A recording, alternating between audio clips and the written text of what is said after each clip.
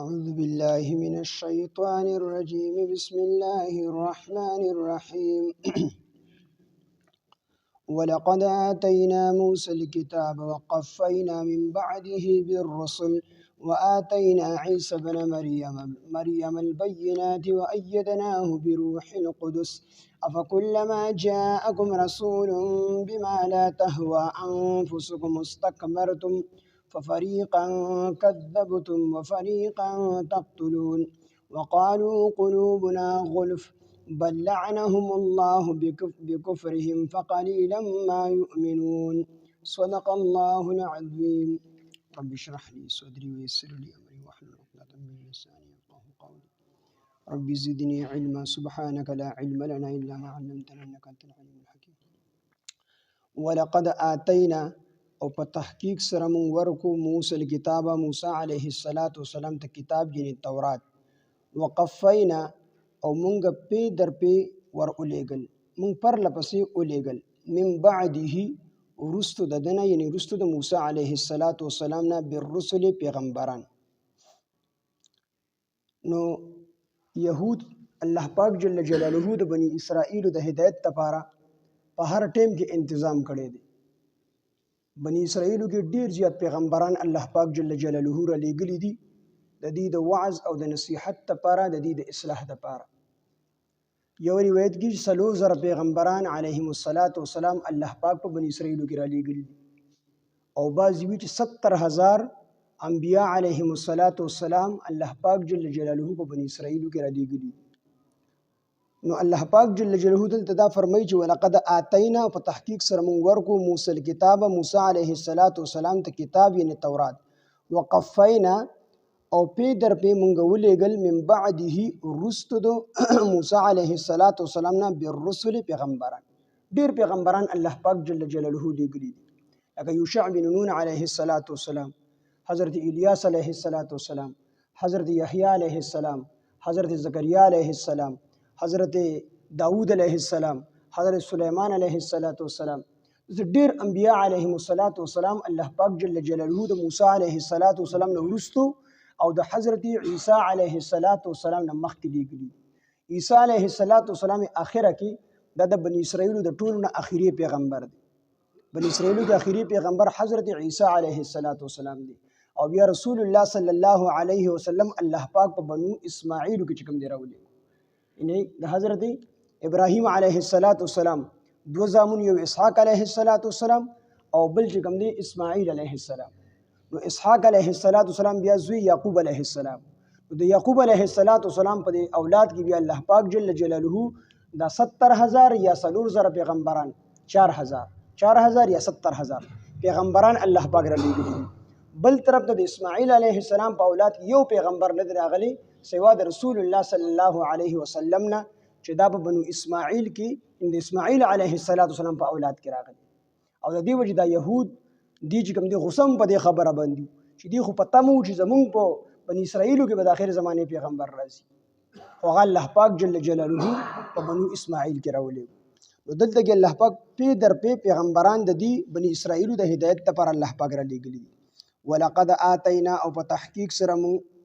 ولقد آتینا او په تحقیق سره مون ورکو موسی الکتاب موسی علیه السلام ته کتاب یعنی تورات وقفینا او پی در پی او پر لپسې مون اولیگل من بعده رستو ددنا یعنی رستو د حضرت موسی علیه السلام نه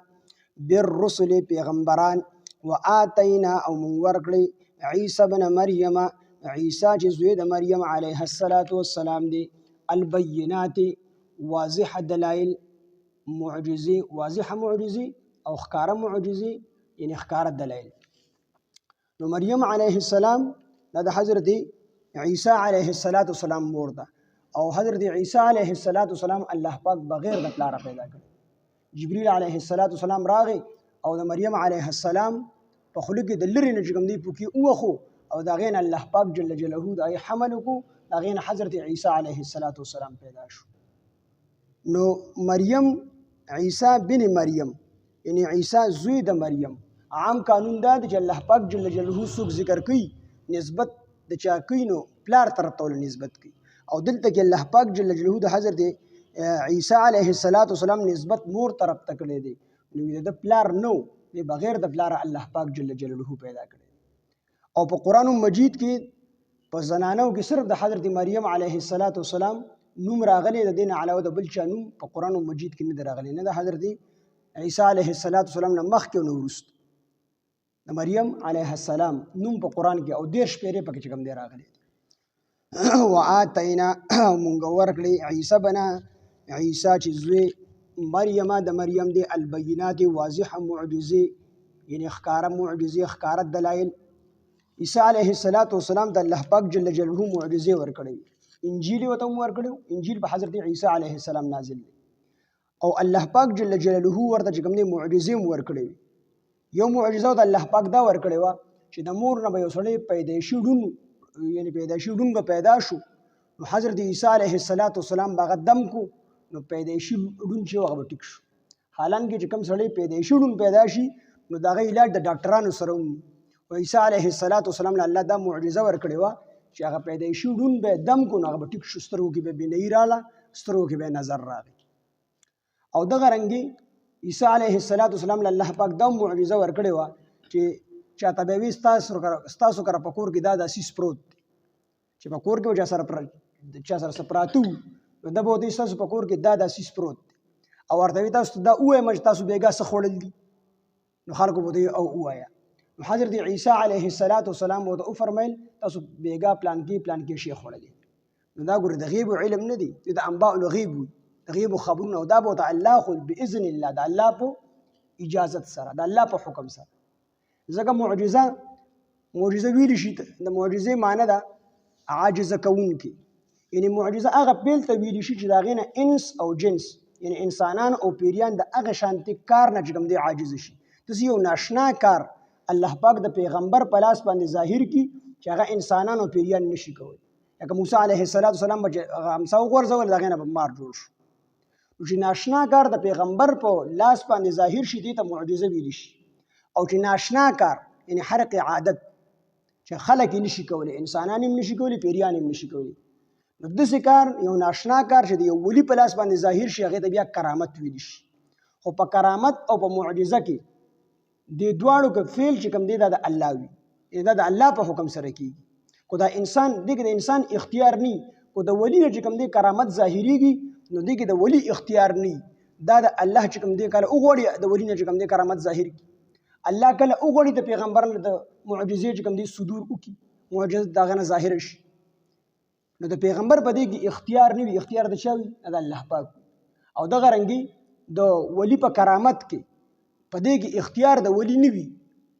دا د الله په حکم سره چې کله الله وغواړي د ولی نه چې کوم دی کرامت ظاهر کړي، یو ناشنا کار دی ظاهر کړي. نو عیسی علیه السلام له الله پاک دا معجزه ورکړې وه چې چا په کور کې څه خوړلي وو نو ده به ورته وي تاسو بېګا څه خوړل دي ووایم درته، نو هغې به ورته او ووایه وي تاسو پلانکې شی بېګا خوړلی دی. دا معجزه ورته الله پاک ورکړې وه. او دغه رنګې د برګي بیمار شي به و نو په هغه زمانه کې د برګي علاج نه و، نو حضرت عیسی علیه السلام به چې کله برګي والا دم کو هغه به فوراً ټیک شو. او دغه رنګې دا معجزه ورته هم الله پاک ورکړې وه چې کله مړي ته به قم باذن الله، پاسه د الله په حکم سره، نو مړي به راپاڅېدو خبرې به یې وکړي، بیا به سملاستو. نو مړي به هم الله پاک د هغې په لاس سره ژوندي کول. او دغه رنګې الله پاک جل جلاله ورته دا هم معجزه ورکړې وه چې د خټې نه به یې مرغۍ جوړه کړله او هغې کې به یې پوکي دم به یې پرې واچو، پوکې به یې وله ورکړو، هغه مرغۍ به چې کوم دی الوته تر کومې پورې به چې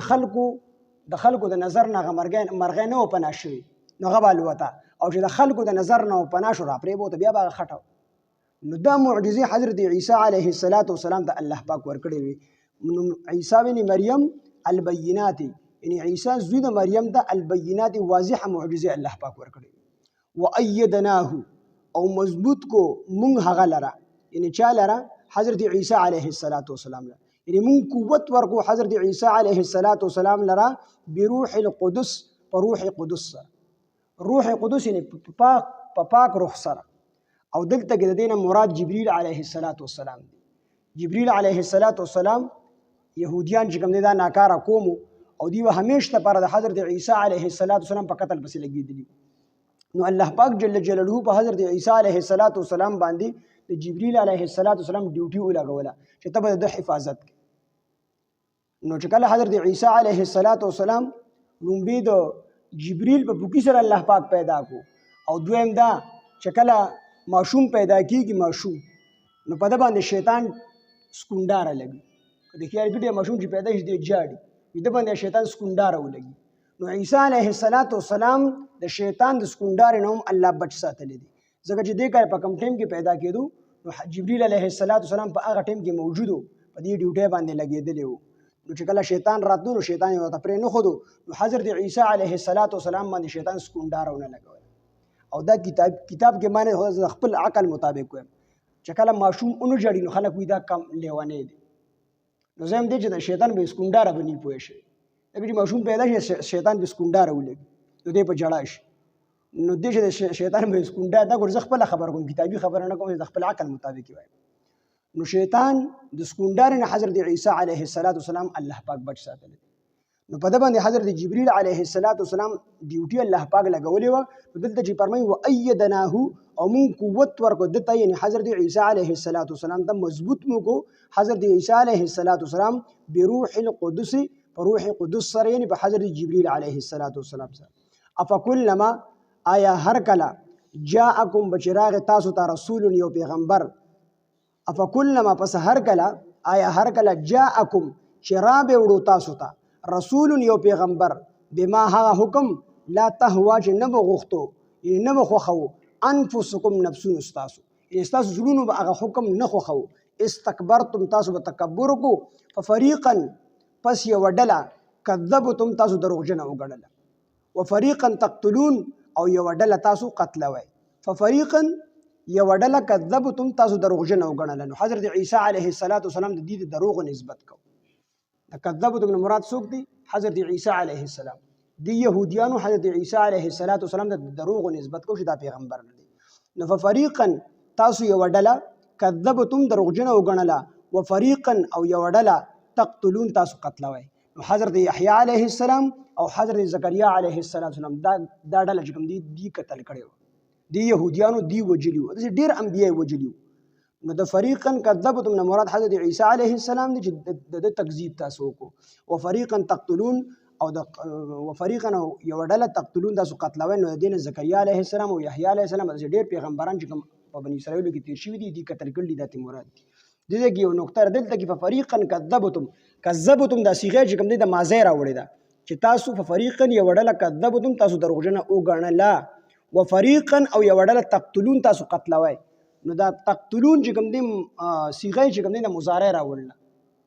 د مضارع کې استقبال او حال دواړه معنی وي. نو دلته کې دا صیغه د مضارع راوړې ده د حال او استقبال دواړو دپاره راوړله او کذبتم صیغه د ماضی راوړې ده. دې کې دې طرف ته اشاره ده چې کذبتم دروغجن دي صرف حضرت عیسی علیه السلام ګڼلي او فریقا یوه ډله تاسو تقتلون قتلوئ. نو دوی خو نور هم قتل کړي وو خو دوی د نبي علیه السلام په قتل پسې به هم هر ټایم لګېدلي د یهودیان چې موږ رسول الله صلی الله علیه وسلم قتل کړو خو رسول الله صلی الله علیه وسلم د هغه د حفاظت ذمهداري الله اخیستې وه هغه الله ته بچ کړو. الله نه غوښتله چې دوی قتل کړي نو الله پاک حضرت محمد صلی الله علیه وسلم بچ کړو. دې طرف ته چې دوی مخکې هم قتلونه کړي دي خو په دغه ټیم کې هم دوی د نبي علیه السلام په قتل پسې لګېدلي. وقالو قلوبنا غلف او د یهودیانو وایي قلوبنا زړونه زموږ غلف دا په پرده کې دي په پرده کې دي. نبی علیه السلام ورته وعظ او نصیحت کوي ده به موږ ته نصیحت مه کوئ زموږ زړونه په پرده لګېدلې ده ستا د نصیحت نه کوي. یا غلف نو یا به دا معنی شي وقالو دوی به ویل قلوبنا زړونه زموږ غلف دا د علم ګوډې دي یعنې د علم نه ډک دي. غلف زموږ زړونه د علم نه ډک دي نو چې د زړونه زموږ د علم نه ډک شو نو ستا د علم پکې نه ځایږي. نو الله پاک فرمایي چې وقالو قلوبنا دوی وی زړونه زموږ غلف په دې پردې دي پردې نه دي دا د ګمراهۍ پردې دي په دې باندې. وقالو قلوبنا او زړونه زموږ غلف دا د علم نه ډک دي د علم نه دي ډکو دا د الله د لعنت نه ډک دي الله په دوی باندې لعنت کړی دی. وقالو او دوی وی قلوبنا زړونه زموږ غلف په پرده کې دي یا د علم ګوډې دي بل لعنهم الله الله وی نه بلکې لعنت کړی دی په دوی باندې الله پاک بل لعنهم الله وی نه بلکې لعنت کړی دی په دوی باندې الله پاک بکفرهم د دوی د کفر د وجې نه فقلیلا ما یؤمنون پس ډېر لږ د دوی نه ایمان راوړي ډېر لږ کسان داسې چې هغه ایمان راوړي یا خدا مطلب دی چې د یهودیانو نه ډېر لږ مسلمانېږي یعنې د عبدالله بن سلام په شان دی او داسې لږ کسانو ایمان راوړی یا خو دې طرف ته اشاره ده او فقلیلا ما یؤمنون یا دې طرف ته اشاره ده چې دوی لږه زمانه ایمان راوړي واپس خپل ایمان نه وتښتي لکه مې وعدې چې دي سره الله پاک کړی دا ټولې دي قبولې کړې وې که نه د هغې نه پس بیا د خپلو وعدو نه وتښتېدل نو ایمان راوړي خو لږه موده راوړي واپس چې کوم دی کفر ته لاړ شي نو فقلیلا ما یؤمنون وقالو او دوی وایي قلوبنا زړونه زموږ غلف دا د علم ګوډې دي